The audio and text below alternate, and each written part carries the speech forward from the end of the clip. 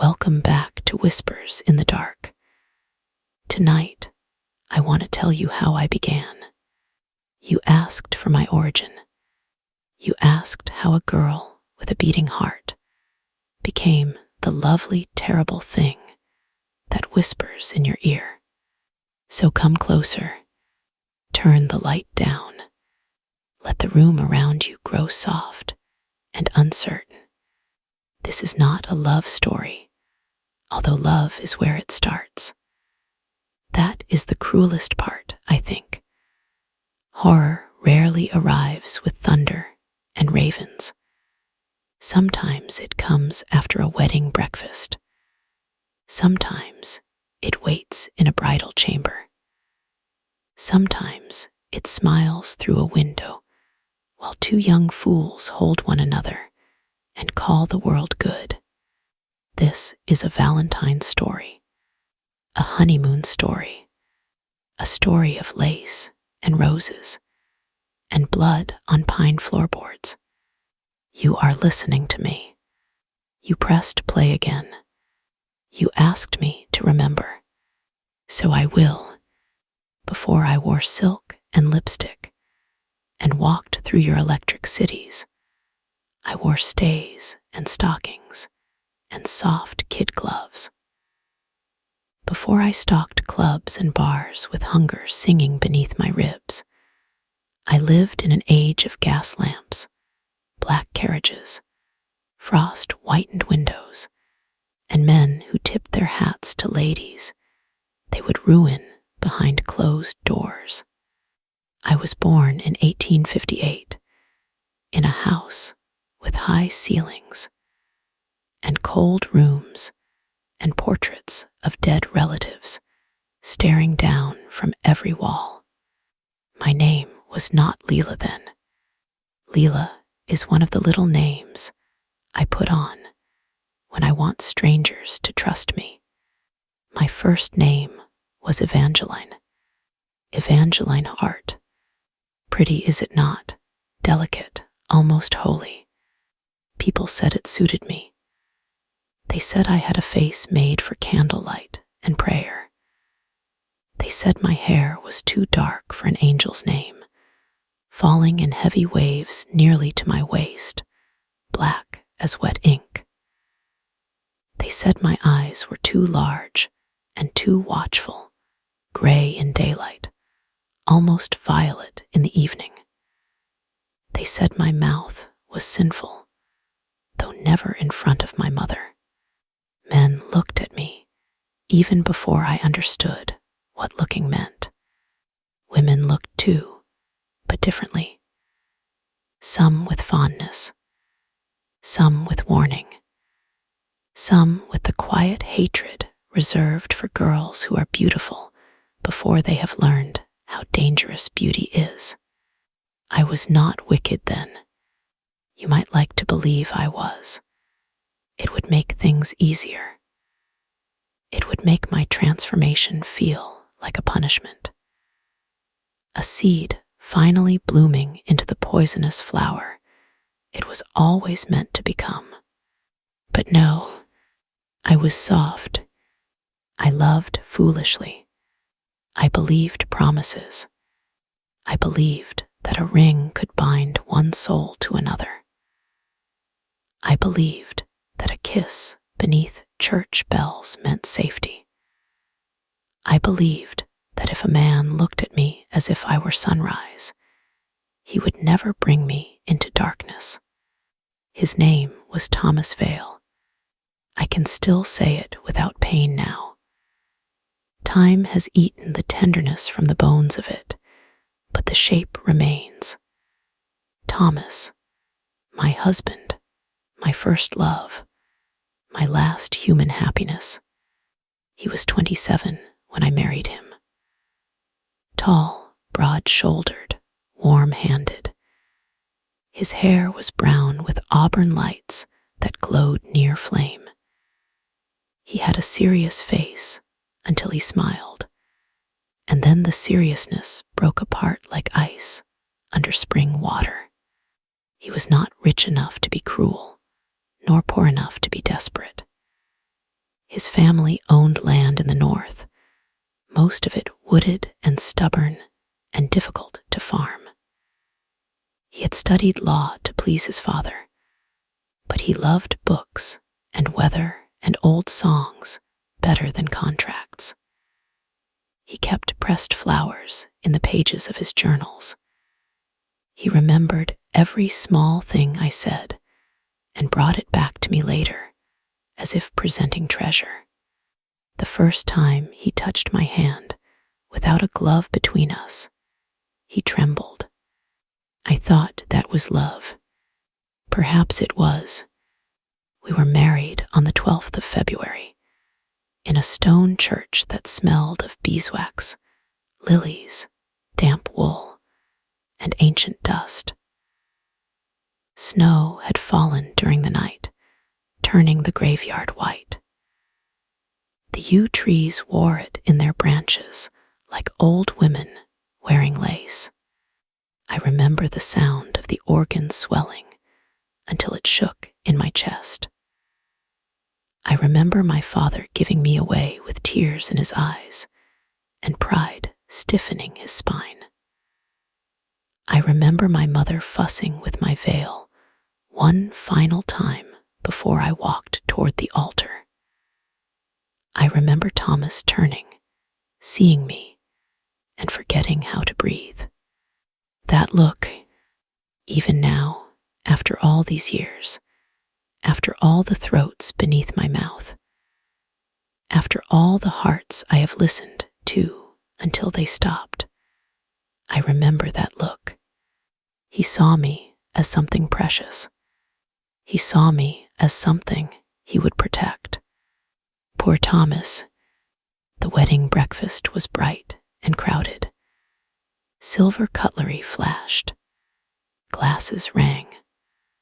Older relatives spoke too loudly.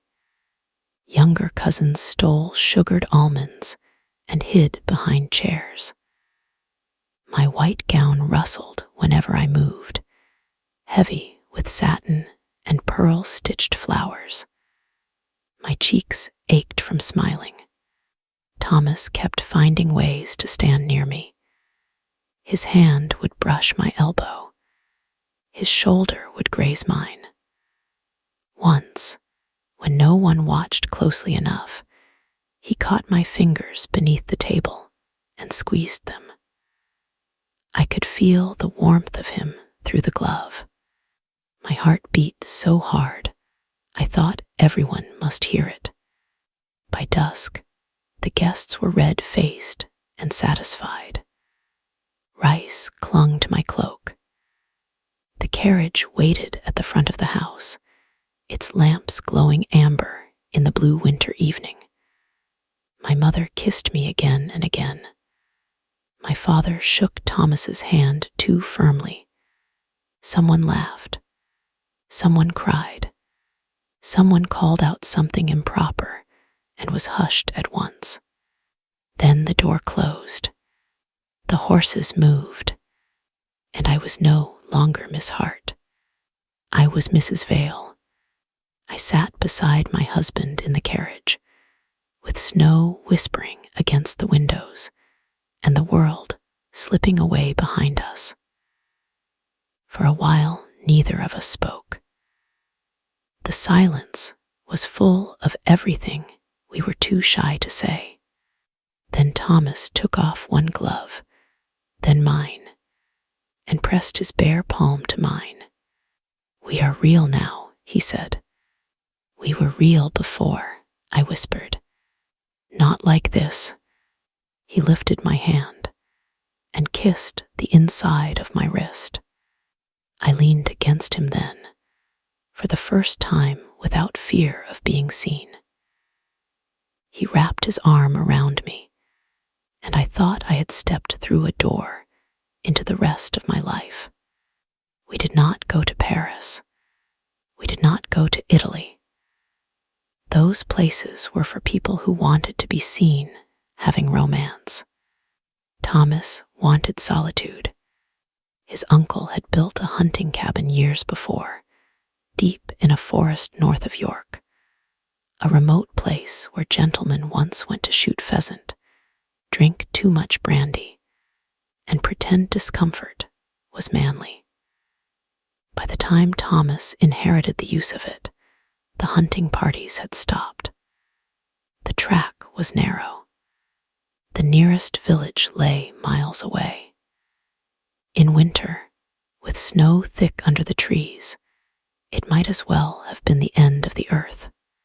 He asked me if I minded. I told him I did not. I thought a cabin in the woods sounded like something from a fairy tale. A fire, a bed, a husband, snow at the windows. No chaperone, no mother. No rules except the ones we made beneath blankets. Do not laugh. I was young. The journey took most of the next day.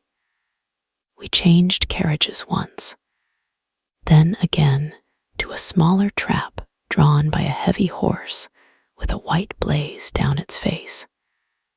The road grew rougher. Villages thinned into farms. Farms gave way to moorland. Moorland sank into forest. The trees rose around us like black pillars, their branches tangled above the track.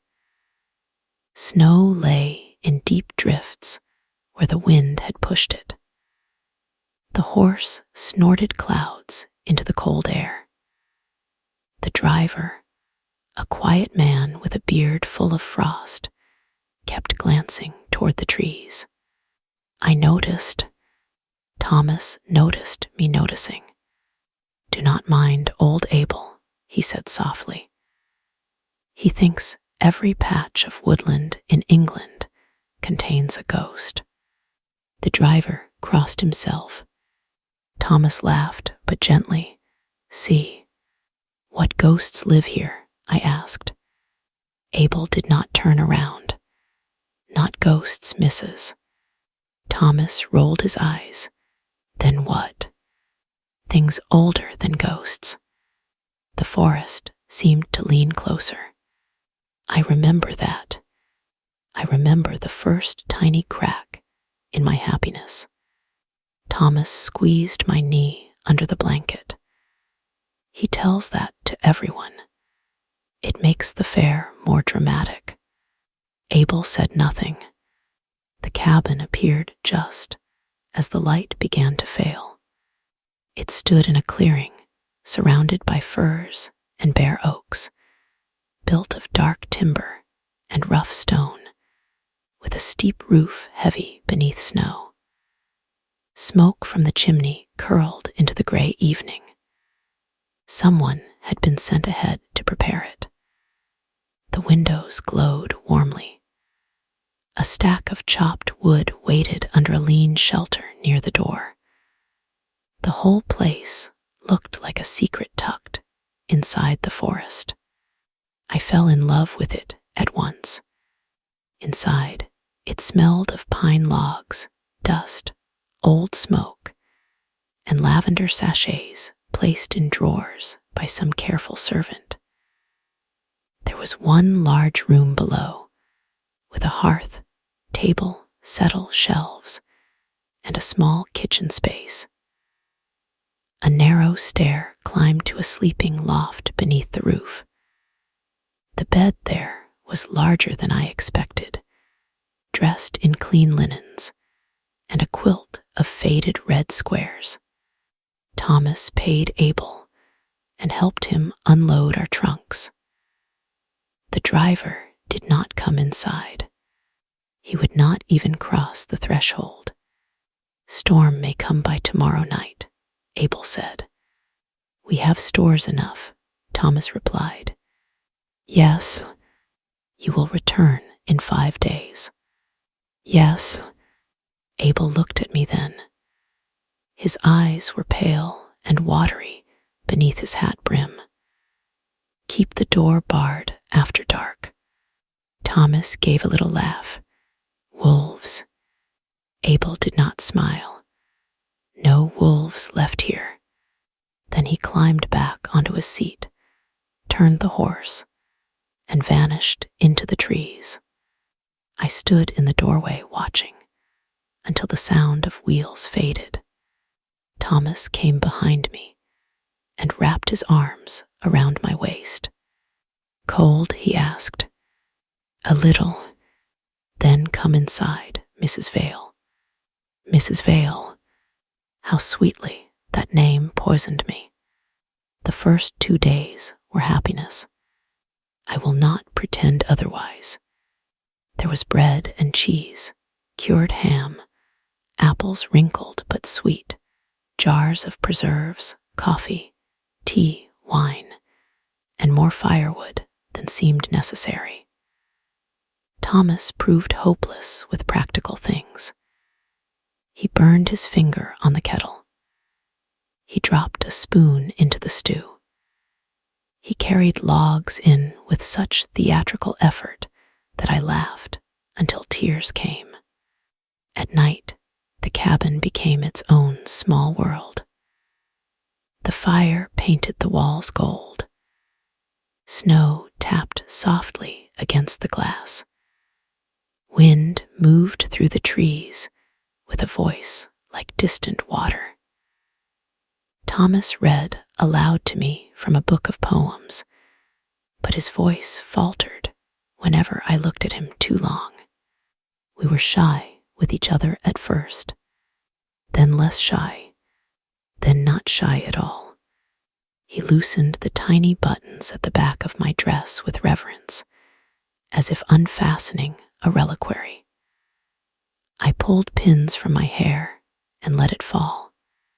He touched my cheek, my throat, my shoulders. His hands were careful until I asked him not to be. The bed creaked beneath us. The quilt tangled around our legs. Snow sealed us away from every living soul. I thought love was a room with firelight on the ceiling. I thought desire was a holy thing because Thomas made it gentle. By the morning of Valentine's Day, the storm had passed and the world outside glittered white. Sunlight slid between the trees. The snow was bright enough to hurt my eyes. Thomas woke before me and went downstairs. I heard him moving about, poorly attempting quiet. When I descended, wrapped in his robe with my hair loose down my back, I found breakfast laid out on the table. Toast, butter, raspberry preserves, tea gone slightly bitter because he had let it steep too long. Beside my plate lay a bundle of winter roses, deep red and edged with frost.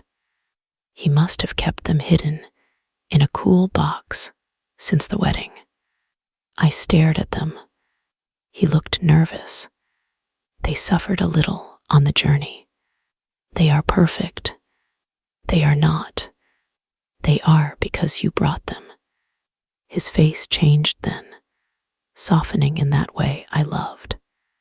There was a card too, heavy cream paper, his handwriting neat and slanted. My dearest Evangeline, my wife, my heart, my home. I did not finish reading it at the table. I could not. My eyes blurred. I stood, went to him, and kissed him hard enough to knock his chair back against the floorboards. He laughed against my mouth. That day was our own little festival. We walked in the clearing, bundled in cloaks and scarves.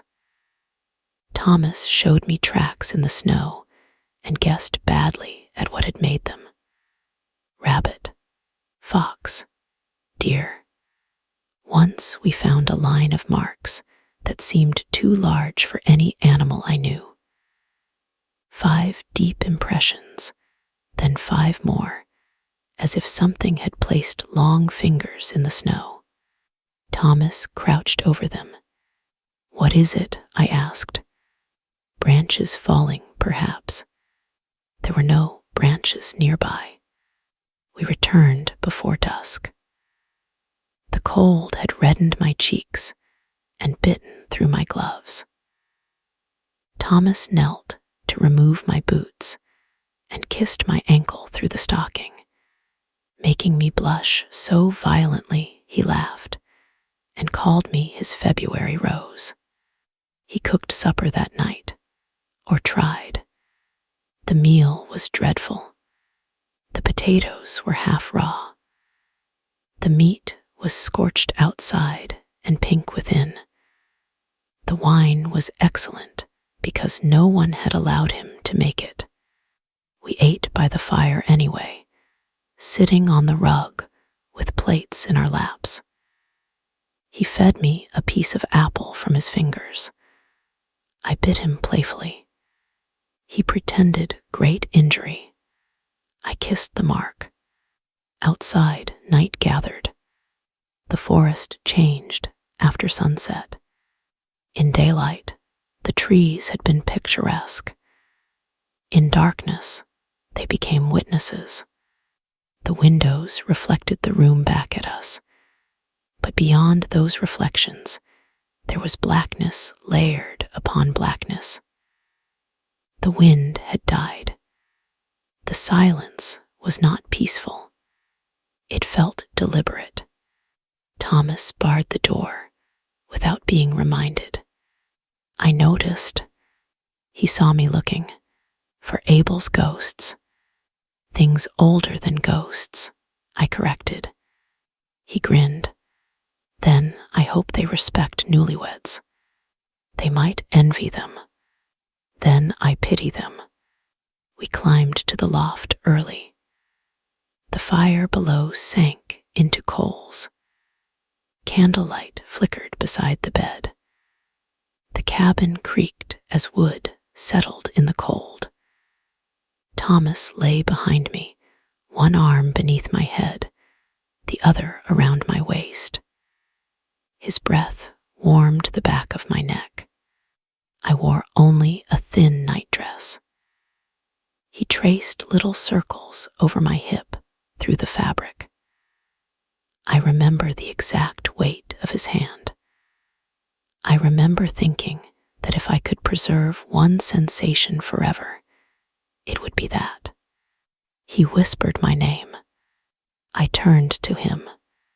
We were full of love, full of lust, full of the foolish certainty that being wanted by one good person could keep all evil outside.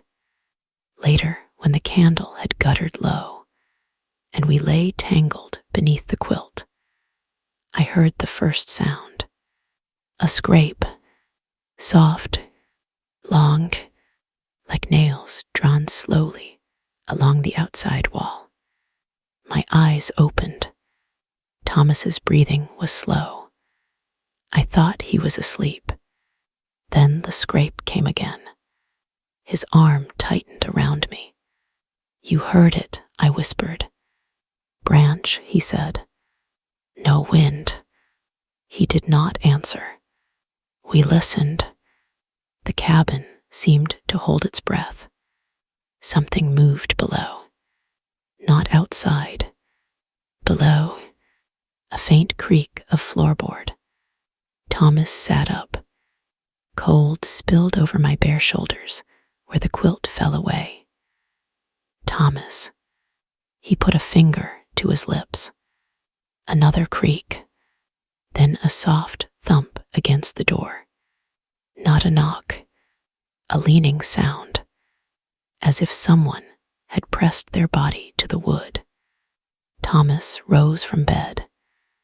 In the dark, I saw him reach for his trousers, then his shirt. He moved quickly, clumsily. I clutched the quilt to my chest. Stay here, he whispered.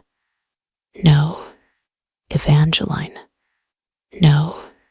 I followed him down the narrow stairs with a shawl around me, my feet bare against the cold steps. The fire was almost out. The room below glowed dim red every object distorted.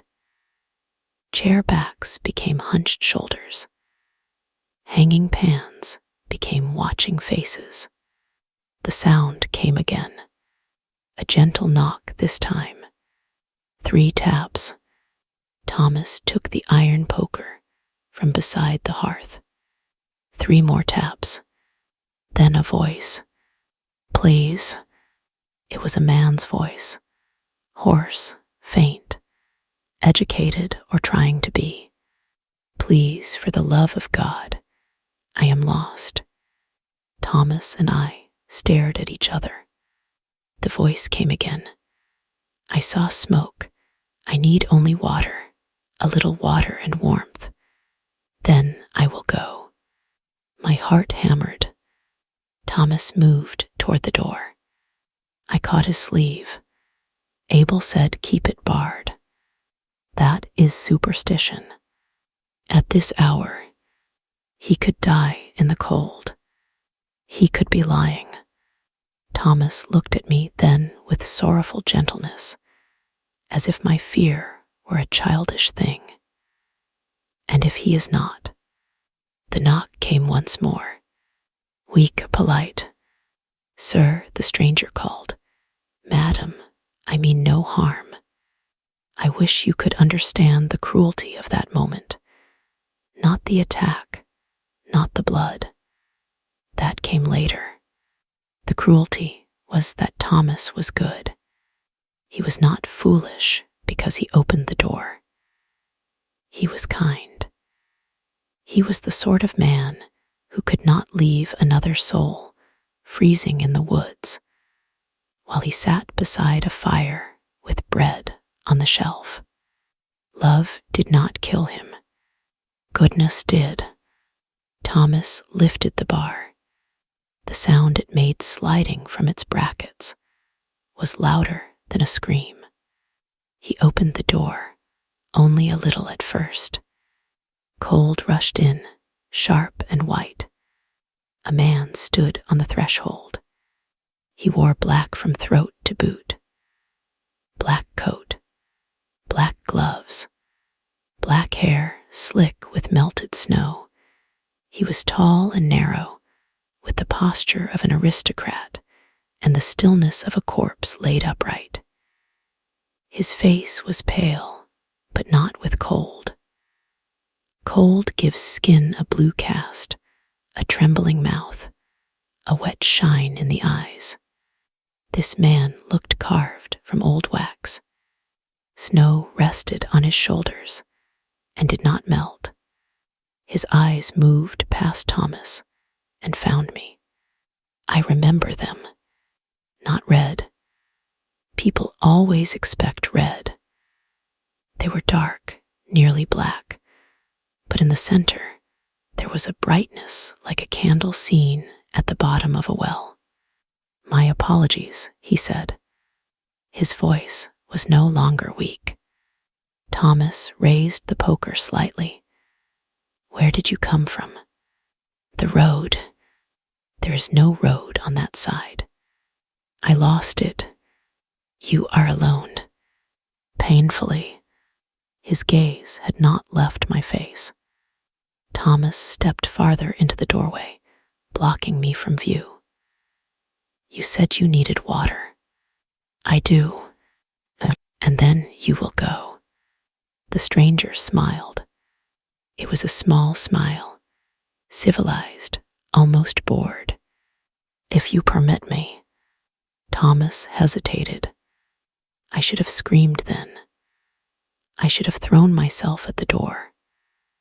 I should have begged my husband to close it, bar it, nail it shut, burn the cabin down with us inside. But the stranger looked at me, and something in me loosened. Not desire. Do not mistake me. It was not desire. It was paralysis dressed in silk. A pressure inside the skull. A hand around the will. I could not speak. Thomas stepped aside. Come in. The stranger crossed the threshold. The fire gave a little hiss. Not from water, not from snow, from fear, if flame can fear. He removed his hat with graceful fingers. Beneath it, his hair fell smooth and black, too clean after wandering through a winter wood. No mud marked his boots. No pine needles clung to his coat. He smelled faintly of damp earth, violets gone rotten, and something metallic under the sweetness. Blood knows blood. Even before I changed, some ancient animal inside me knew. Thomas closed the door and barred it again, sealing us in with him. Sit, Thomas said, though his voice had changed. He knew now, some part of him knew. I will fetch water. So kind. The stranger turned slowly, studying the room. The table, the chairs, the roses in a chipped jug, my cloak over the settle, our shoes near the hearth, the evidence of warmth, the evidence of love. His eyes returned to me. Newly married, he said. Thomas stopped. The stranger touched one of the roses. Its petals darkened where his glove brushed them. The cabin reeks of it. Sir, Thomas said, take your water and leave. The stranger sighed. Such courage. How quickly husbands grow it when their wives are watching. Thomas lifted the poker higher. Leave. The stranger smiled again. This time I saw his teeth. Only for a moment. Only a glimpse. But the room seemed to tilt around them. Long, white, elegant, impossible. Thomas swung the poker. He was strong. Do not let what came next make you think otherwise. My husband was not weak. He brought the iron down with all the force in his body, and if the stranger had been a man, his skull would have split like kindling. But the stranger moved. Not quickly. That would be too human a word. He was simply not where the blow landed. The poker struck the table. Wood cracked. A plate jumped and shattered on the floor. Then the stranger had Thomas by the wrist. I heard the bones break. It sounded like someone crushing dry reeds in a fist. Thomas cried out, raw and shocked. The poker dropped. The stranger twisted once, almost delicately, and Thomas went to his knees. I screamed then. I screamed my husband's name. The stranger looked pleased. Good, he said. I was afraid you might be quiet. Thomas lunged from the floor with his unbroken hand. He drove his shoulder into the stranger's middle and forced him back half a step. Half a step. That was all. The stranger laughed. Then he struck Thomas across the face. My husband's head snapped sideways. Blood sprayed from his mouth in a bright arc across the whitewashed wall. 2 teeth clicked onto the floorboards. He staggered, but did not fall. He turned back, dazed, lips split, one eye already swelling. Run, he told me. It was the last whole word he ever gave me. I could not run. The stranger caught him by the hair. Thomas swung blindly. The blow landed against the stranger's jaw. It might as well have landed against stone. The stranger bent Thomas backward over his arm. I saw my husband's throat exposed, the tendons standing out, his pulse frantic beneath the skin. The stranger lowered his face. "No," I said. It came out small, almost polite. The fangs entered Thomas's neck. His body jerked as if pierced by lightning. The sound he made was not a scream. It was worse. A thick, bubbling, astonished cry. His hands clawed at the stranger's coat, then at his own throat, as if he could push the wound closed around the teeth buried there. Blood ran black in the firelight. It spilled down his collar. It soaked the front of his shirt. It streamed over the stranger's chin and vanished into the corner of his mouth. The stranger drank only a little at first, not because he was hungry, because he wanted me to watch. He lifted his head and looked at me while my husband's blood shone on his lips. Thomas sagged in his grip. The stranger kissed his cheek. Then he tore. He did not rip the throat open like an animal. He peeled it with terrible precision, fangs catching flesh, mouth pulling, one gloved hand holding Thomas's jaw as if adjusting a portrait. Skin split. Muscle opened. A red sheet slid down the front of my husband's chest. Thomas tried to breathe and breathed blood. The cabin filled with wet sounds. I remember everyone. The choking gulp, the patter on the boards, the soft slap of blood striking the stranger's shirt cuff. Thomas's eyes found mine. They were wide, not accusing. That would have been easier. They were apologizing for failing, for opening the door, for dying before me. I crawled toward him without knowing I had moved. My hands slipped in the blood already spreading across the floor. It was hot. His blood was hot. Steam rose from it where it met the winter air creeping around the door. The stranger turned, dragging Thomas with him, and flung him into the table. Wood splintered. The jug of roses fell and shattered. Red petals scattered into red blood, and for one awful second, I could not tell which was which. Thomas rolled onto his back, gasping. One hand pressed to his ruined neck. Blood pumped between his fingers in weaker spurts. The stranger stood over him. "You see," he said to me, "the body is so full of doors. A throat is only one." He brought his boot down on Thomas's chest. Ribs cracked. Thomas convulsed. Again, more cracking.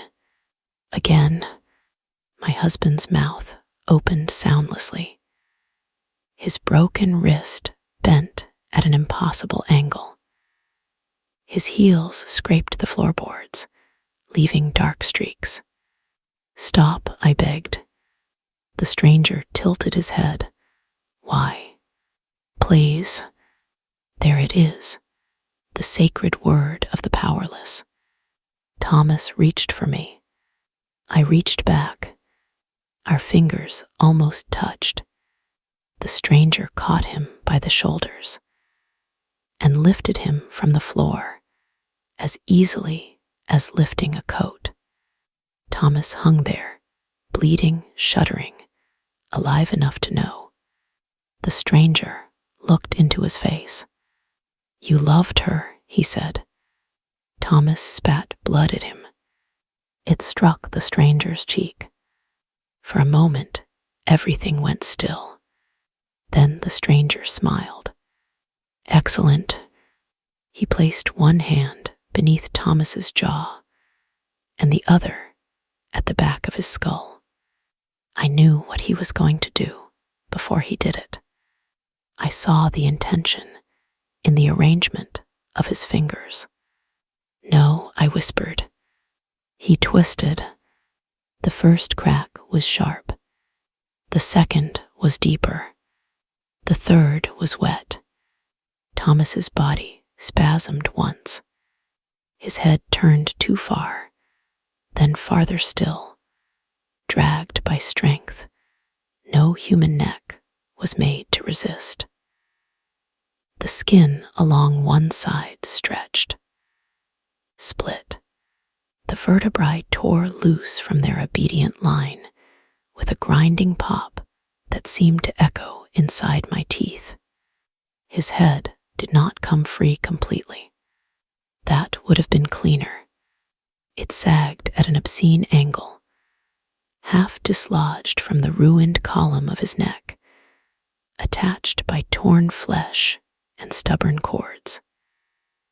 His face had turned toward me, eyes open, mouth slack, blood threading from one nostril. My husband was still looking at me when his body stopped. The stranger let him fall. Thomas struck the floor beside the broken roses. That was the moment the world ended. Not when I was bitten. Not when I woke changed. Then, when Thomas fell, the stranger stepped over him and came toward me. I tried to crawl away, but my palms slid in blood. My nightdress clung cold and wet to my knees. The floor seemed endless. My breath came in little animal sounds I could not stop. He crouched in front of me. Up close, he was beautiful. That was another cruelty. His face held no madness, no rage, no wild hunger distorting him. He looked composed, elegant, amused. Blood brightened his mouth. His eyes held mine. "What are you?" I asked. His gloved fingers touched my cheek. "What men become when God looks away." I slapped him. He laughed softly. Then he took everything the night had not already taken. I will not describe the violation as entertainment. Some doors in memory remain locked, not because I cannot open them, but because what lives behind them does not deserve your gaze. Know this: he did not treat me as a lover. He did not treat me as a person. He treated me as a room he wished to vandalize, because someone else had once called it home. I remember the ceiling beams. I remember Thomas's hand near mine, open and still. I remember blood cooling under my shoulder. I remember the stranger whispering that love made the meat sweeter. When he was done, I had left my body and was watching from somewhere high in the rafters where no one could touch me. I looked down at the young bride on the floor, her hair spread in black tangles, her white nightdress torn and red, her face empty, her husband dead beside her. I pitied her. The stranger rolled me onto my back with his boot. "Do you want to die?" he asked. I did, more than anything. "Yes," I whispered. He smiled. "Then no." He knelt and lifted me into his arms with sudden tenderness, as if we were actors changing scenes. He cradled my head. He brushed hair from my throat. His breath was cold against my skin. "I could drink you dry," he said. "I could leave you pale and peaceful beside him. It would be kinder." "Please," I said again. He sighed. again with that word. His fangs entered me. Pain came first, white and total, then heat, then a sensation like falling through black water, while fire bloomed beneath my skin. He drank from my neck, but not as he had drunk from Thomas. With Thomas, he had been theatrical, cruel, demonstrative. With me, he was intimate in the way a knife is intimate when it knows exactly where to enter. My heartbeat thundered in my ears, then slowed, then stumbled. The room darkened at the edges. He lifted his wrist to his mouth and bit into it. Black blood welled from the wound, not red, not in that light. It looked like ink mixed with lamp oil. He pressed his wrist to my lips. "Drink," he said. I turned my head away. He gripped my jaw until bone creaked. "Drink." His blood touched my tongue. I hated it. That is the truth. At first, I hated it. It tasted of old coins, grave soil, burnt sugar, rainwater collected in a skull. It was thick and cold, and alive with something that should not have been alive. My throat closed against it. My stomach clenched. I tried to spit. He held me still. More spilled into my mouth. Some instinct swallowed. The instant it passed my throat, my heart seized. I arched off the floor. Every vein in me became a wire drawn through flame. My fingers clawed at nothing. My feet drummed against the boards. I heard my own pulse, huge and frantic, then the blood moving within me, then the slowing drip from Thomas's body, then the scuttle of a beetle inside the wall, then the scrape of snow sliding from a branch outside. Too much. The world became too much. The stranger watched me with a fondness that made me want to rip his eyes out. "There," he murmured, "a wedding gift." I tried to curse him, but only blood came out. He rose. At the door, he paused and looked back at the room. At Thomas, at me, at the broken roses. "Do not worry, bride," he said. "You will see him again before you leave." Then he unbarred the door and walked into the snow. No footprints followed him into the trees. I lay on the floor until dawn. I know because I watched the dark change. At first the cabin was only fire glow and blood smell. Then the windows grew gray, then blue, then pale with morning. Thomas did not move. I did not move either. I should have died. I could feel that with the last human part of me. My body was broken in ways that should have taken me away. My blood had spilled. My throat was torn.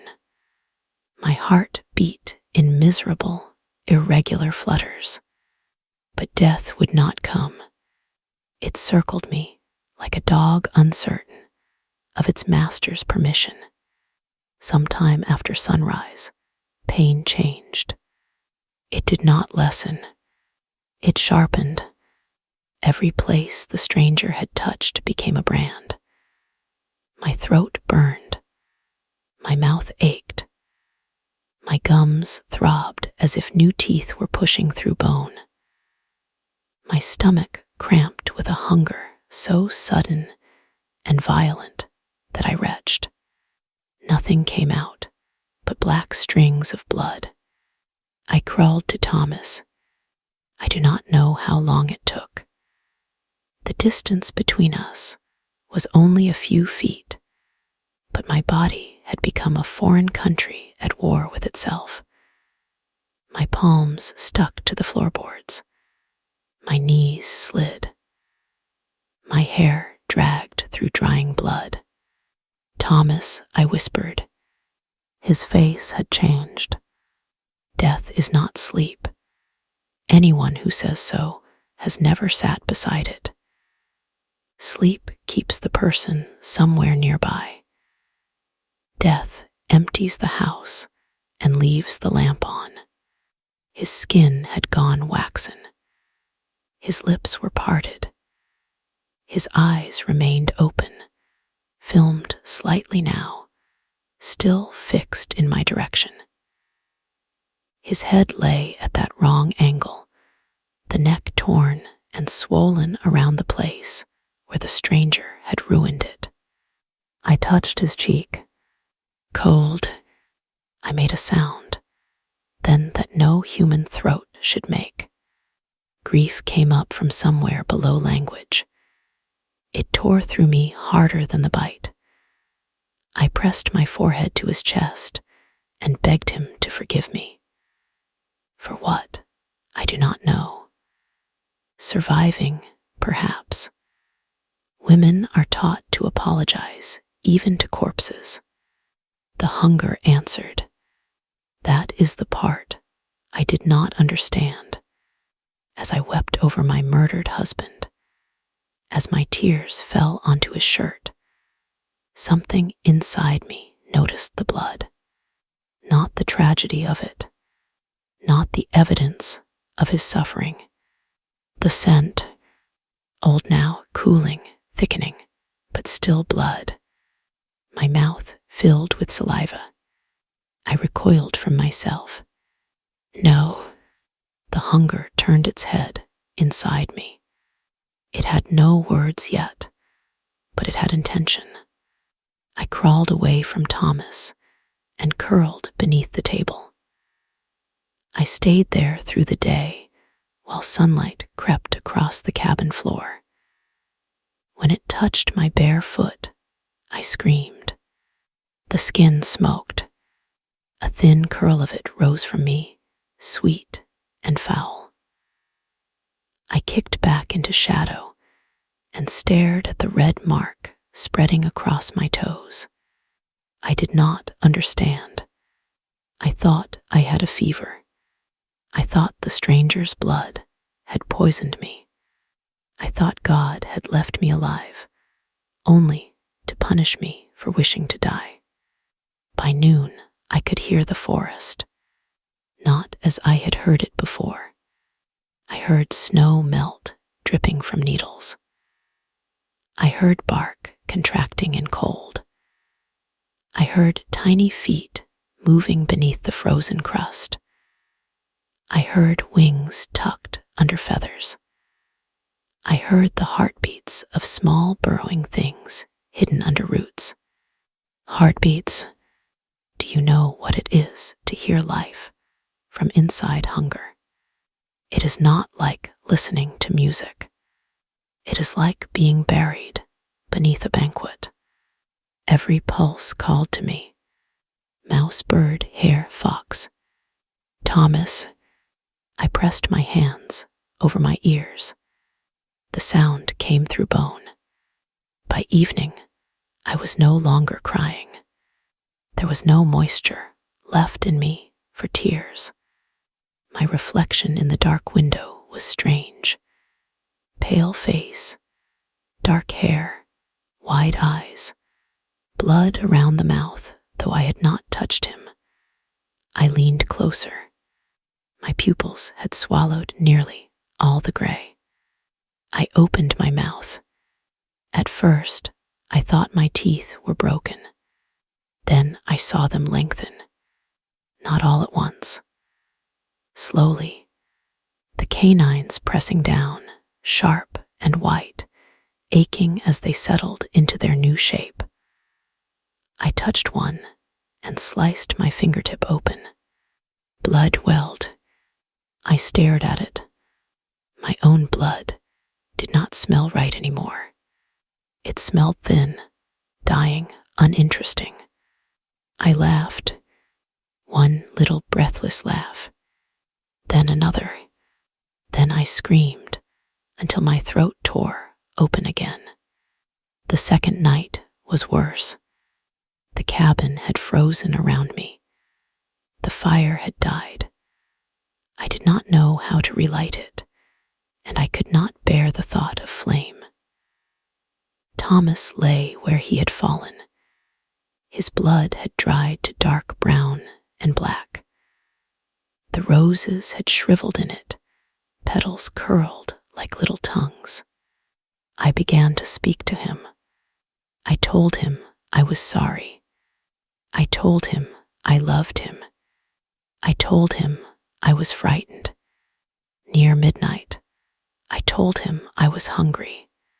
That was when I first tried to leave.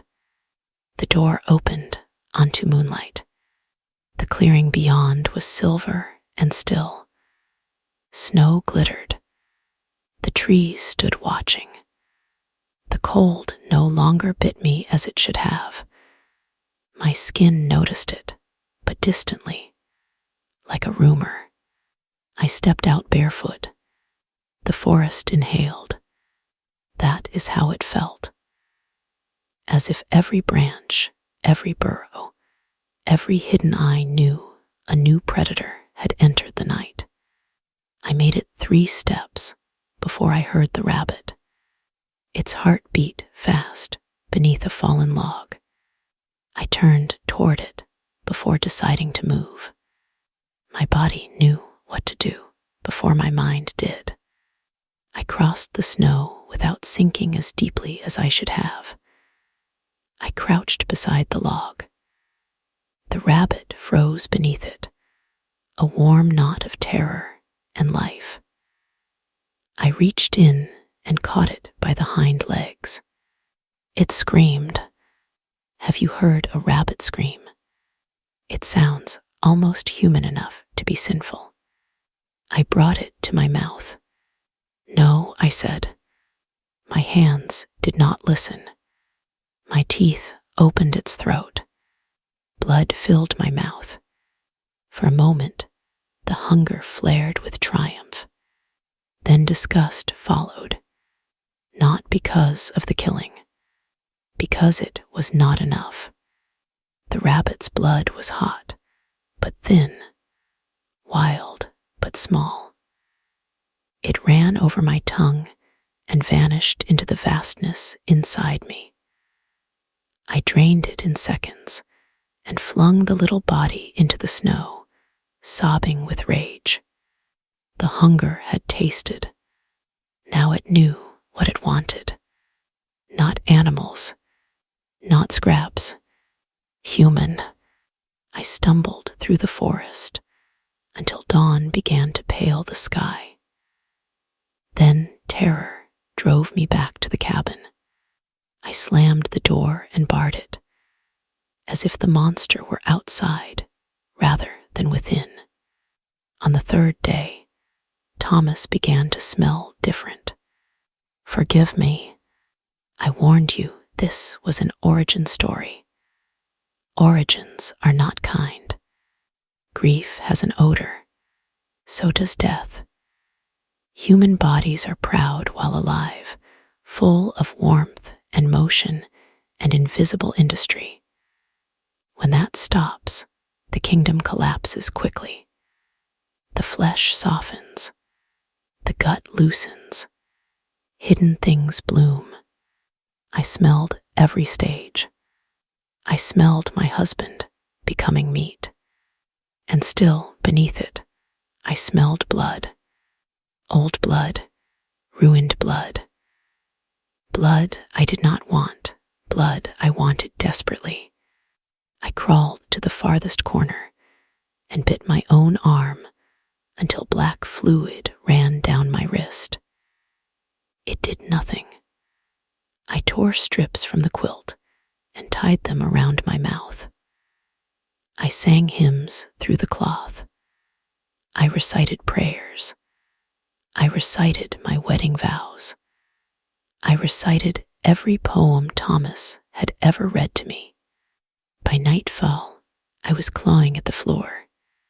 My nails had hardened, darkened slightly. They scratched long, pale lines into the wood. At some point, I found myself kneeling beside Thomas again. I do not remember moving. I had one hand on his shirt. I jerked away and struck myself across the face hard enough to crack my jaw. It slid back into place by itself. I felt the bones knit. I vomited again, though there was nothing inside me. Then I laughed, not because anything was funny, because my body would not even allow me the comfort of breaking. The transformation did not happen as stories say. There was no elegant awakening in a coffin, no smooth rebirth beneath velvet, no master teaching me rules with a lover's patience. I changed alone in a blood-stained cabin beside my husband's corpse. My senses sharpened until existence became torture. The wool of my shawl scraped like thorns. The scent of pine sap roared. The moonlight under the door had texture. I could feel the tiny movements of insects inside the walls, as if they crawled under my skin. My memories sharpened too. Cruelly, every moment of my human life returned with perfect clarity. My mother's perfume, my father's laugh, the church bell, Thomas's thumb rubbing the back of my hand in the carriage, the card he wrote, my dearest Evangeline, my wife, my heart, my home, my heart, my home, gone. On the fourth day, the sun did not rise in my heart. That is the only way I can explain it. Until then, I had still felt some faint allegiance to morning, some human expectation that light meant safety. But when dawn came, I shrank from it with hatred. It pressed at the windows like judgment.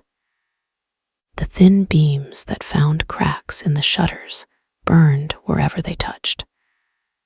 I hid beneath the stairs, hissing, lips pulled back from teeth I no longer knew how to conceal. When night returned, I was waiting for it on hands and knees. The hunger had become a god. It did not ask. It commanded. Feed. I unbarred the door. The snow outside had hardened. My footprints from the night before remained, but something else had crossed them. Long, narrow tracks circling the cabin. Not animal, not boot. Bare feet, perhaps, but too long, too deep at the toes. He had come back, or something like him had watched. I stepped over the threshold, with Thomas's blood dried on my nightdress, and the stranger's blood rewriting me from within. I should have gone toward the village. Instead, I went toward the road. Some last human instinct feared people. Not for myself. For them. I thought if I could find Abel, if I could find help, if I could explain before the hunger took me, someone might bind me, kill me, save the world from what I was becoming. The forest did not want to let me pass. Branches caught my hair. Snow cracked beneath my feet. Owls went silent as I moved below them. Once I saw a fox standing between two trees, its eyes reflecting moonlight. It bared its teeth at me, then fled. After an hour or perhaps a minute, time had begun to it pulse strangely.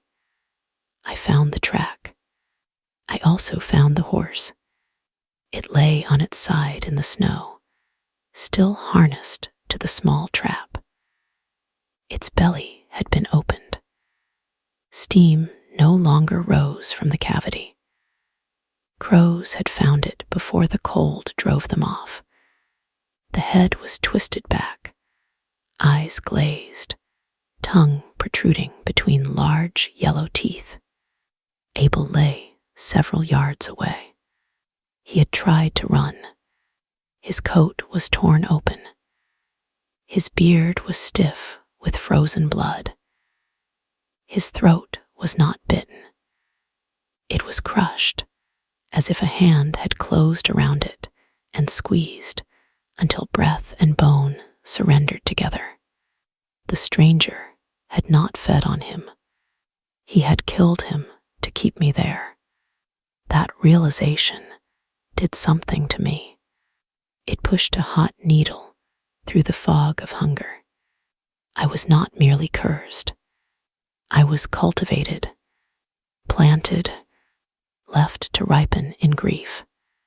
I knelt beside Abel and searched his pockets with shaking hands. I found a small knife, a tinderbox, a crust of bread hard as stone, a little flask, a rosary worn smooth from use. I held the rosary and waited to burn. Nothing happened. I laughed again, softer this time. God had no opinion. The flask held brandy. I smelled it and gagged. The bread smelled of dust. Abel smelled of dead flesh and fear. But beyond him, far down the road, I heard bells. Not church bells, harness bells, a carriage, and beneath them hearts. 2 horses, 1 man. Alive. The hunger rose so violently that I dropped the rosary. No, I whispered. My mouth watered. I stood in the middle of the track as the sound approached. Part of me meant to warn him. Part of me meant to beg him to flee.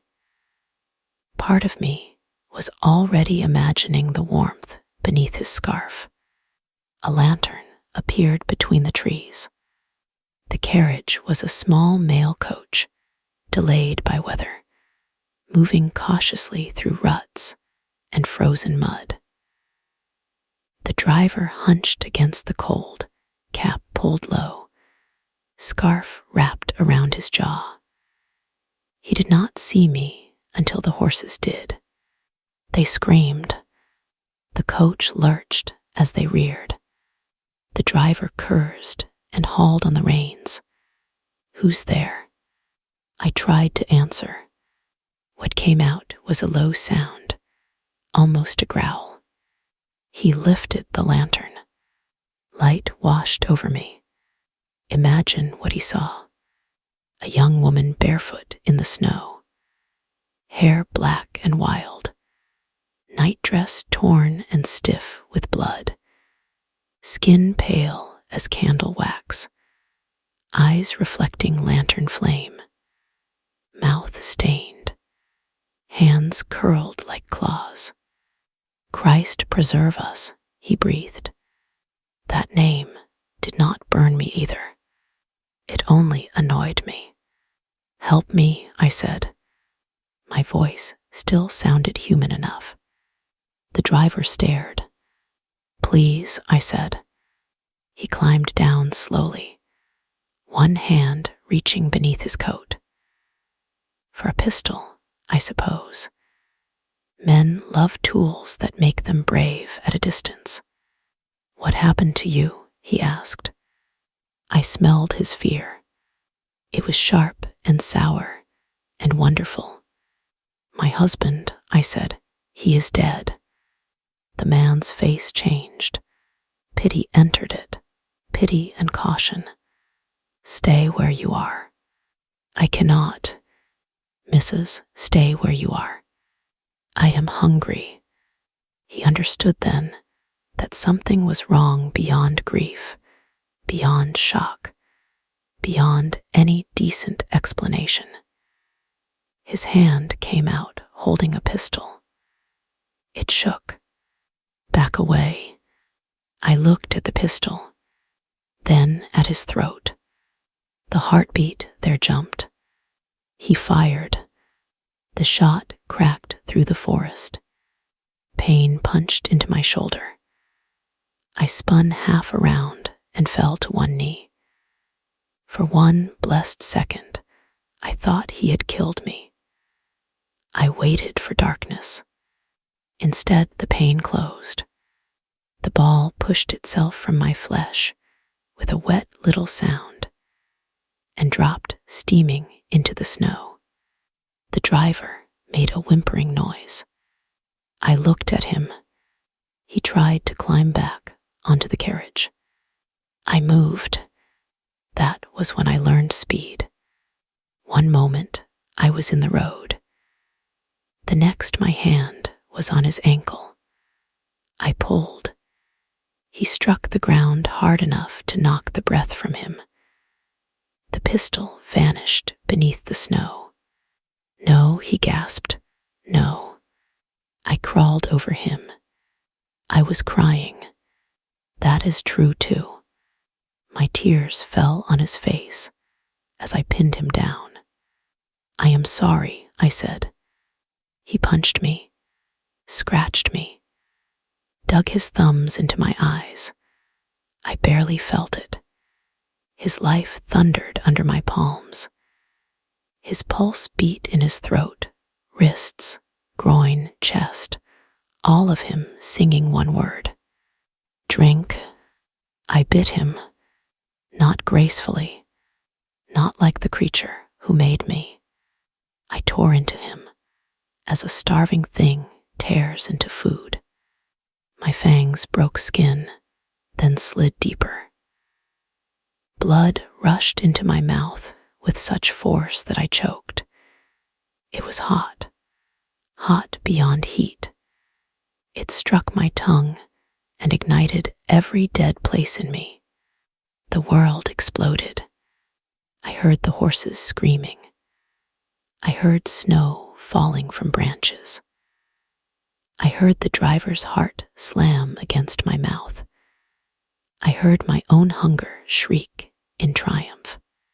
Human blood was not food. It was revelation. It filled the cracks in me with fire. It poured into my stomach, my veins, my skull. It made the stars sharpen until each one looked like a silver nail driven into heaven. It made the forest glow with hidden life. It made my skin hum. It made the wound in my heart, the human wound, not heal, but harden into something bright and cruel. The driver thrashed beneath me. His hands struck my shoulders, then gripped my hair, then weakened. I drank harder. His memories came in fragments. A wife with red hands from laundry. A little boy missing 2 front teeth. A dog asleep beneath a stove. A debt unpaid. A song hummed on summer evenings. I swallowed them all. That frightened me more than the blood.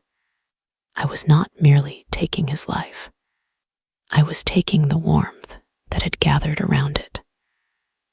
The little proofs that he had existed beyond this road, this snow, this terrible mouth at his throat. He gurgled. His heart faltered. I stopped too late. When I lifted my head, he was dead. His eyes reflected nothing. Blood steamed on my lips. It ran down my chin, over my throat, into the ruined lace of my nightdress. My body shook, not with cold, not with fear, but with pleasure so vast it shamed the word. Every nerve had become a bell. I sat astride him in the snow and moaned, not from lust, from satisfaction, from the first silence of the hunger. For 4 days it had screamed inside me. Now it curled, purring, full and dark. I hated myself. Then I licked blood from my fingers. The hatred did not go away. It simply became less important. That is how monsters are born. Not in the bite, not even in the first kill. They are born in the moment after, when the horror remains, but the body sighs with relief. I dragged the driver's body beneath the trees. I do not know why. Some remnant of shame, perhaps. The horses had broken one trace, but not the other. They stamped and rolled their eyes, terrified of me. I approached them, and they nearly broke their own legs trying to flee. Their fear irritated me. I freed them clumsily, and they bolted into the dark. The coach remained. Inside I found blankets, a lantern, 2 sacks of letters, and a parcel wrapped in brown paper. I tore it open with bloody hands. Lace. A woman somewhere was waiting for lace she would never receive. I laughed until I sobbed. Then I saw myself in the coach window. The reflection was faint, almost gone. Evangeline Hartvale looked back at me like a memory trying to fade. Her hair was matted. Her eyes were black. Blood painted her mouth, but beneath the ruin, she was still beautiful. More beautiful, perhaps. Death had sharpened me. Grief had hollowed my cheeks. Hunger had darkened my gaze. The girl who looked back at me was not safe, not soft, not the February rose Thomas had kissed. I touched the glass. "Who are you?" I asked. The reflection smiled before I did. I returned to the cabin before dawn. I do not know why. Thomas was there, yes, but something else drew me too. The place of making, the nest of the wound. I could not leave it until I had finished becoming. Inside, the smell struck me less violently. The driver's blood still roared through my senses, making everything tolerable. I crossed the room and knelt beside Thomas. "My love," I whispered. His face had worsened. Time was taking him from me piece by piece. "I killed a man." He did not answer. I liked it. Still nothing. I lay down beside him and placed my head near his open hand. Dawn brightened the shutters. Pain crept near with the light, but I did not move. "I am sorry you are not here to hate me," I said. That day I slept for the first time since the attack. Not true sleep, something deeper, a black descent without dreams. When I woke, night had returned, and the stranger was sitting in Thomas's chair. The fire burned. I had not lit it. He wore the same black coat, clean now. His hair gleamed. His face looked almost rosy with recent feeding. He held Thomas's Valentine card in one hand. "My dearest Evangeline," he read aloud. "My wife, my heart, my home." I launched myself at him. He caught me by the throat and drove me into the wall. The cabin shook.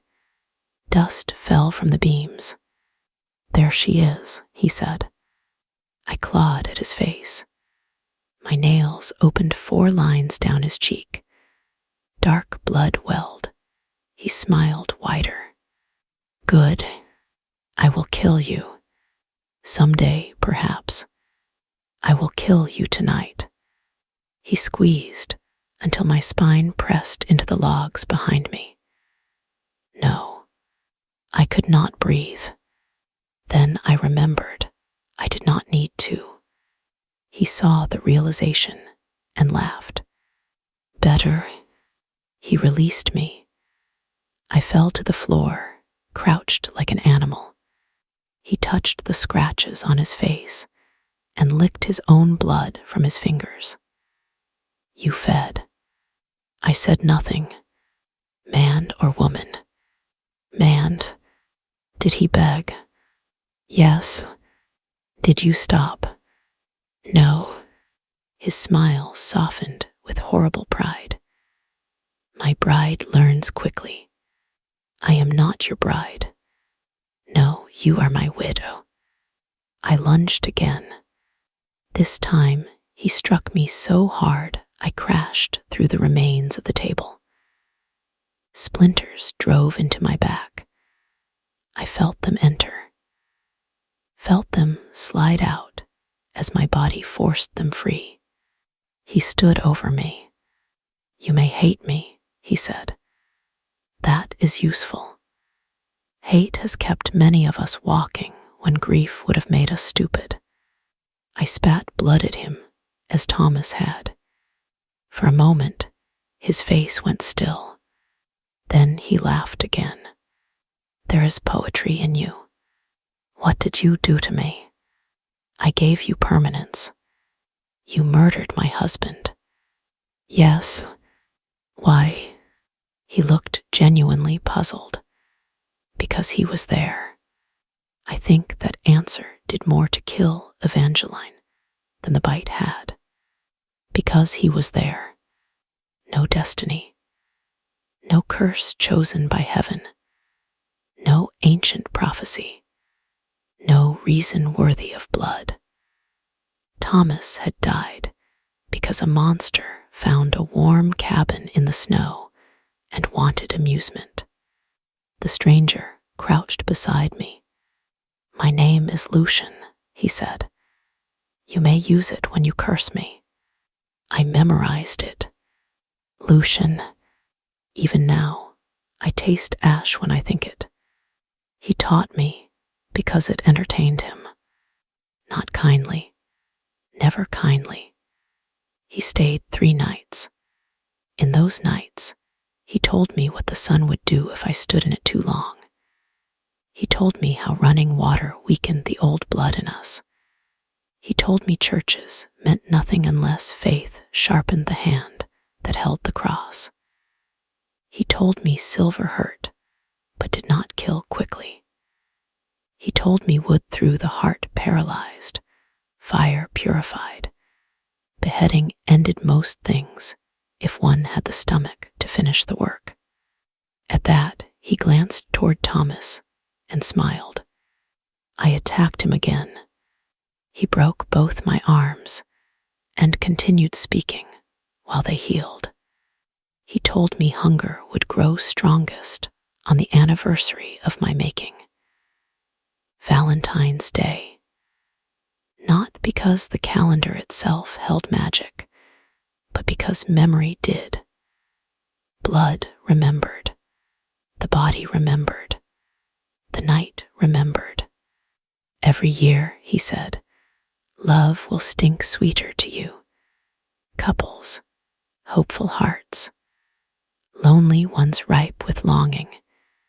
It will call to what you lost and what I gave you. What you stole, I said. He shrugged. All gifts are theft from somewhere. He made me drink again. Not from him. From the bodies he brought. A poacher first, trapped in the woods. Then a woman from the village road, carrying eggs in a basket. Then a young priest who had come looking for Abel after the horses returned without the trap. I tried to refuse. The hunger never did. Lucian would open their skin with one nail and let the scent fill the cabin until I shook apart. He would speak gently to them while they prayed. He would mock me while I crawled. He would let me starve until I could not remember my own name, then place a bleeding wrist against my mouth and watch the monster climb out. The woman with the eggs wept for her children. I still remember her. Not every face stays clear. Do not give me that much credit. Centuries are crowded, but hers remains. She had brown hair tucked beneath a bonnet. One egg broke when Lucian threw her down, yolk spreading across the floor beside Thomas's dried blood. She kept saying, "My girls." I begged Lucian to let her go. He opened her wrist instead. The scent struck me. I lasted nearly a minute. Then I fed. Afterward, I curled beneath the stairs and whispered her words. "My girls." Lucian watched from the chair. "You think remorse makes you less of what you are," he said. "It does not. It only seasons the meal." On the third night of his instruction, he made a mistake. Arrogance has killed more immortals than sunlight. He believed grief had hollowed me into obedience. He believed hunger would always pull me where he wished. He believed because he made me, he owned me. Men believed that often in those days. Many still do. He slept at dawn in the cellar beneath the cabin, a low stone space used for root vegetables and wine. He had dragged Thomas down there the night before, not to preserve him, to punish me. He said I clung too much to my first corpse. He said I needed to learn that all flesh ended the same. When night fell, Lucian rose and found me sitting before the hearth in my wedding dress. I had put it on with great care. The satin was wrinkled from the trunk. The pearl stitching caught the firelight. I had washed my face. I had combed my hair. I had pinned the winter roses, now dried black red, at my breast. Lucian paused in the cellar doorway. "How lovely," he said. "I want to bury my husband." "No, I want to bury what is left of him. You want to pretend rights matter. They matter to me." He crossed the room and touched the dead roses on my bodice. "You are exquisite when you suffer." I looked up at him. "Will I always suffer?" "Yes." His honesty was almost tender. "Will the hunger always come back?" "Yes." "Will I remember Thomas?" "For a while. Then memory becomes a room you visit less often." That frightened me more than anything. Not eternal night, not blood, not killing, forgetting Thomas, forgetting the warmth of his hand, the card, the way he said, "We are real now." I lowered my eyes so Lucian would not see what moved behind them. "Then teach me one more thing." "What?" "How to make someone like us stop moving." He smiled, planning already. "I need hope. You need discipline. I need to know you can end." The smile remained, but his eyes cooled. Wood through the heart stills us. Fire consumes us. Sever the head from the body, and feed both to flame if you want certainty. He leaned close. But you are not strong enough. I touched his cheek where my nails had marked him. The wounds had healed, but faint lines remained. No, I whispered, not yet. He liked that. Of course he did. He thought he had planted ambition. He did not know he had planted patience. Lucian left before dawn on the fourth night. He said he would return when hunger had taught me better than he could. He kissed my forehead. I stood perfectly still. At the door, he looked back. "Do not waste eternity mourning one man," he said. Then he vanished into the trees. I waited until his presence had fully faded. Then I went to the cellar. Thomas lay on a plank table. Lucian had done what cruelty does when bored. He had disturbed him, arranged him, made a lesson of him. I will not give that tableau more life by describing it fully. Know only that I found my husband beyond dignity, but not beyond love. I gathered him piece by piece. I wrapped him in the quilt from our bed, the faded red one beneath which we had whispered like children about the future. I carried him outside. The snow had begun to fall again, soft and thick, covering old stains. The ground was frozen too hard to dig, so I built a pyre. It took hours.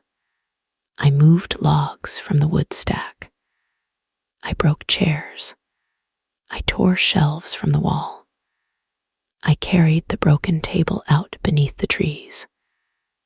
I placed Thomas upon it with his head as gently as I could, fitting what had been dislodged close to what had once held it. I put his Valentine card against his chest. My dearest Evangeline, my wife, my heart, my home. I added the dead roses. Then I lit the fire. Flame terrified me by then. My skin crawled at the heat. Instinct screamed to flee. I stayed. The pyre caught slowly at first. Smoke thickened. Then resin in the pine snapped, and fire climbed high, gold and orange, and blue at the base. Thomas burned. I watched until there was no face left to remember wrongly. No hands, no wounds, only flame, smoke, bone, then ash. Dawn neared by the time it ended. The eastern sky paled. Birds began to stir. I gathered what ash I could into a tin box from the cabin and buried it beneath the largest oak at the edge of the clearing. My fingers smoked as the first light touched them. I did not run inside immediately. I stood there and let the dawn burn my face for 1 second. Then another. Pain flowered. Skin blistered. Smoke rose from my cheeks. The new beast inside me shrieked. I wanted punishment. I wanted purification. I wanted to follow him. But when the sun lifted higher, I fled. Not from cowardice, from hunger. The thing inside me refused to die for love. That was the final betrayal. I remained in the cabin for 3 weeks, perhaps longer. The dates blurred. Snow fell. Snow melted. Frost returned. Villagers came searching after the priest disappeared. I heard them long before they reached the clearing. Their hearts beat with fear and determination. They carried lanterns, muskets, axes, scripture, and the stupid courage of numbers. I hid beneath the floor during the day. At night, I hunted them. Not all, never all at once. I learned quickly. Take one, leave confusion. Take the one at the edge. Take the one who walks away to piss behind a tree. Take the one who hears a woman crying and follows the sound. My first deliberate kill was a man named Peter Sallow. He had a wide red face and a beard that smelled of pipe smoke. He was not cruel, as far as I knew.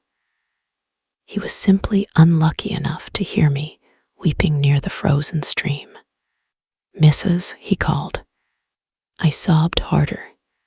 He came through the trees with his lantern raised. "Are you hurt?" "Yes," I whispered. "Where are you?" "Here." He found me crouched behind a fallen trunk, my hair hiding my face, my dress pale in the snow. "Dear God," he said, "it is Mrs. Vale." He knew my name. That almost saved him. Almost. He set the lantern down and reached for me. "They said you were dead." "I am." He stopped. I lifted my face. His expression opened in horror. I moved before he could shout. This time I was not helpless before hunger. This time I chose. That is why I remember him as my first true kill. The driver had been frenzy. The woman had been coercion. Peter Sallow was decision.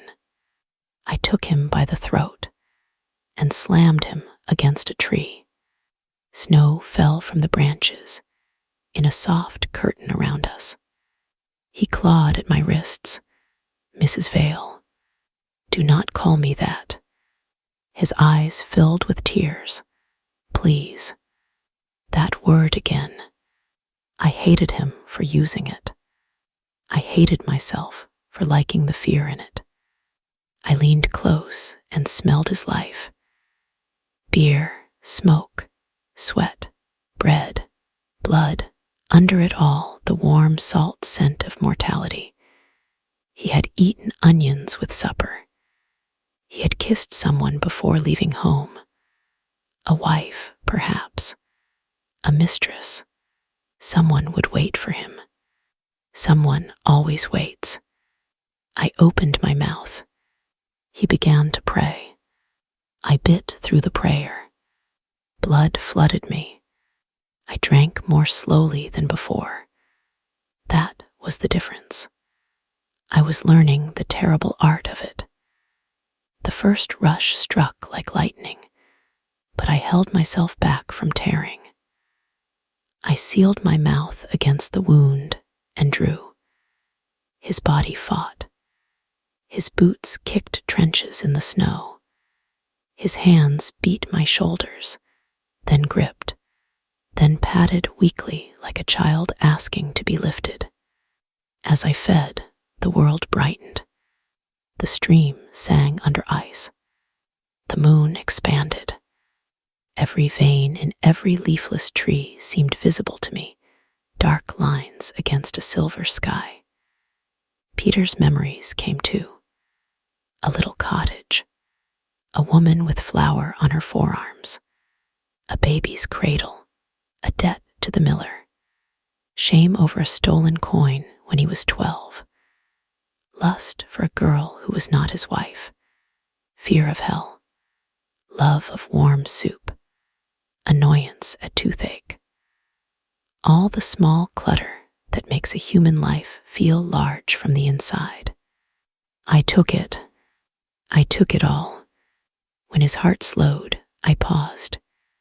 I could have stopped, left him weak, alive, perhaps even able to crawl back. For one moment, Evangeline stirred. Then Peter's eyes rolled toward me, unfocused, pleading. He had seen me. He would tell. hunger whispered something practical. I finished him. When he died, satisfaction bloomed through me with such sweetness that I hated God for inventing a world where evil could feel good. I lowered Peter into the snow. His lantern still burned beside us. I sat next to his body until it guttered out. Then I whispered, "Thank you," just as I would whisper to thousands after him. Do you see? The ritual began there, not from cruelty alone, from gratitude, from mockery, from the remains of manners clinging to a monster's mouth. Thank you for feeding me. Thank you for dying. Thank you for proving I can survive what I have become. By spring, they burned the cabin. I watched from the trees. Men came in daylight with oil and torches and grim faces. They had found too much blood, too many remains, too many stories tangled in that clearing. They did not understand what had happened, so they called it madness, murder, wolves, bandits, Satan, depending on who spoke and how much gin they had swallowed. They burned the place to black beams and ash. My wedding dress burned with it. So did the bed. So did the broken floorboards. I thought I would feel something when the roof collapsed. I felt hunger. That frightened me less by then. I left the forest before summer.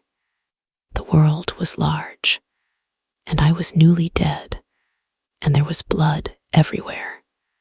I learned cities. York first, then London. Victorian London was a feast pretending to be a civilization.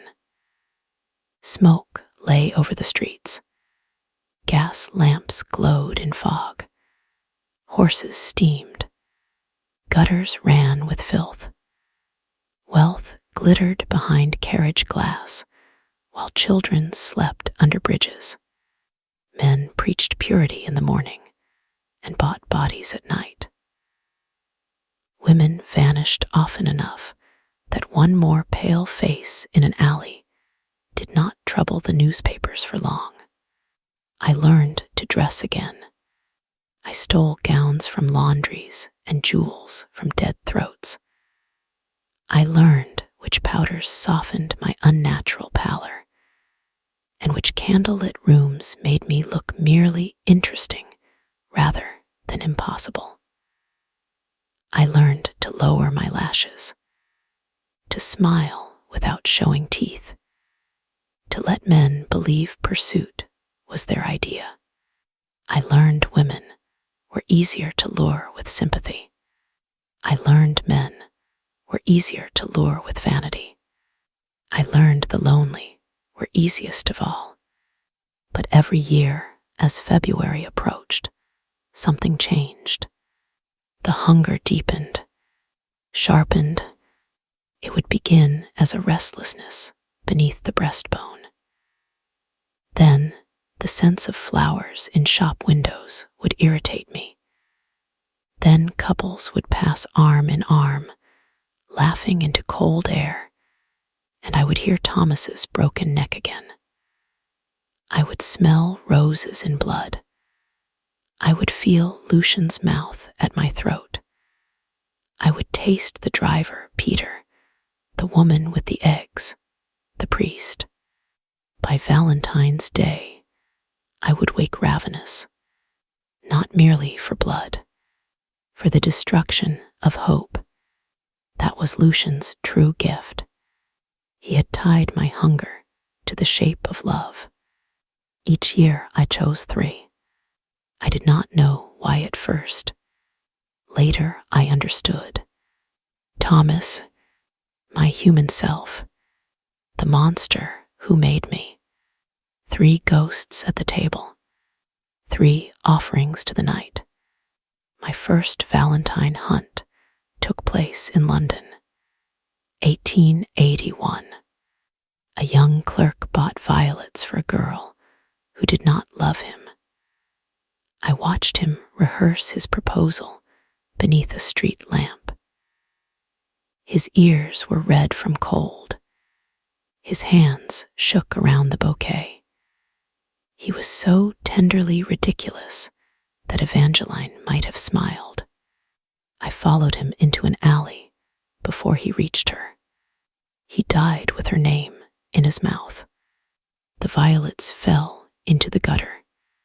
I wore one pinned to my bodice for the rest of the night.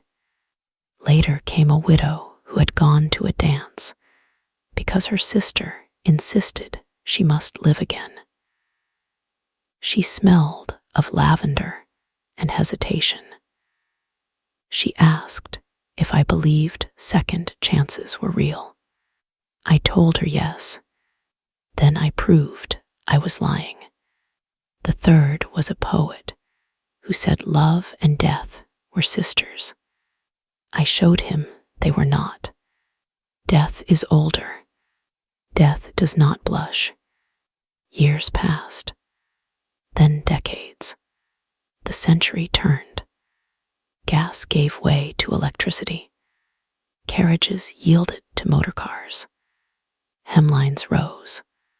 Wars came and fed the earth so much blood that even creatures like me grew quiet with awe. Men invented better ways to slaughter one another and still feared the dark like children. I saw Lucian only once more. Paris, 1919. The war had ended, though the city still tasted of grief. I found him in a private room above a cabaret, drinking from a soldier who had survived trenches only to die on velvet cushions. Lucian looked exactly as he had in the cabin. Black hair, pale face, elegant hands. He smiled when he saw me. My widow, he said. I had imagined that moment for 40 years. In some versions, I screamed. In others, I wept. In the best ones, I killed him before he spoke. Instead, I smiled. Lucian. He released the soldier's body and stood. You have become magnificent. You have become predictable. His smile thinned. We fought without romance. No moonlit duel. No speeches sharp as swords. We tore the room apart. He broke my jaw. I drove a curtain rod through his stomach. He threw me through a mirror. I cut his throat with a shard of glass and drank what spilled, not because I needed it, but because I wanted him to feel the insult. He was older, stronger, but I had spent 40 years loving nothing except the thought of his end. Hate is a patient tutor. Near dawn, I drove him into the fireplace. The flames caught his coat. He screamed then.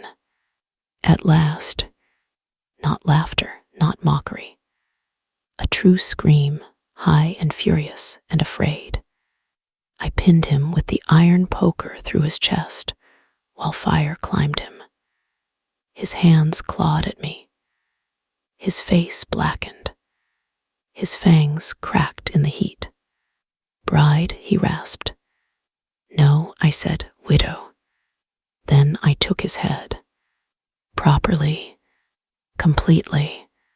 I burned both pieces until nothing recognizable remained. Did it heal me? No. Do not be childish. Revenge is not medicine. It is a meal. It satisfies something, then leaves you with the same body afterward. But I slept well that day.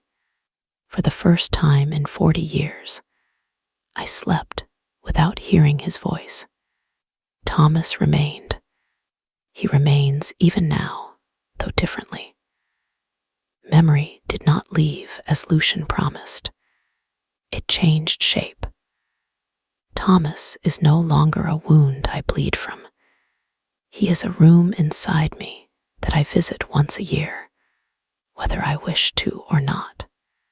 On Valentine's Day, before I dress, before I paint my mouth, before I go out among your glowing signs and crowded bars, I open that room. I see the cabin, the roses, the card, the blood. I see the young bride I was, and I no longer know whether to pity her or devour her. Perhaps both. That is the truth of me. I was not born in a grave. I was made in a honeymoon bed. I was not seduced by darkness. I was dragged into it through my husband's blood. I did not choose the hunger, but I chose to survive it. Again and again. You may think that makes me strong. You may think it makes me damned. I do not care which word you prefer. Words are human bandages. You wrap them around things you cannot bear to see clearly. Monster, victim, widow, predator, bride, all true, none complete. I have been many women since Evangeline Hartvale died in that cabin. I have worn mourning black and flapper beads, nurse's white, office gray, red silk, leather, velvet, nothing at all but shadow. I have been muse, stranger, patron, patient, lover, ghost. I have learned telephones, cinemas, elevators, nightclubs, dating apps, comment sections. I have watched humanity build new doors and invite monsters through each one. You still do it, you know. You hear a knock. You think, what if someone needs help? You see a beautiful face. You think, what if I am wanted? You hear a voice in the dark. You think, what if this story is only a story? That is why I adore you. Hope makes you tender. Loneliness makes you careless. Love makes you open the door. And me, every year on Valentine's Day, I wake hungry. Now you know why. You know about Thomas and the cabin and the stranger in black. You know about the roses crushed into blood. You know about the first throat beneath my mouth and the terrible relief that followed. You know my first name, which is more than most of my victims ever learn. Do not speak it too softly. Names have power only when the dead still answer to them. Evangeline does not. Not really, but sometimes, when February snow touches a window, when a fire settles low, when I see a groom look at his bride as if the world could never harm them, something old stirs beneath the hunger. Not mercy. Do not trust that. Only memory. And memory has teeth. You have spent these minutes with me. You asked for my beginning, and I have given it to you wrapped in lace, frost, and slaughter. If you listened until the end, leave me a little sign below. Tell me whether you pity the bride, fear the widow, or love the monster. Tell me whether you would have opened the door. Tell me whether, if you heard a lost man or woman knocking in the snow, you would be kind. I wonder. I truly do. And if you want another confession, another old wound, another feast from one of my long centuries, ask sweetly. I may come back. For now, lock your doors. Listen to the house settle. Tell yourself every sound has a sensible cause.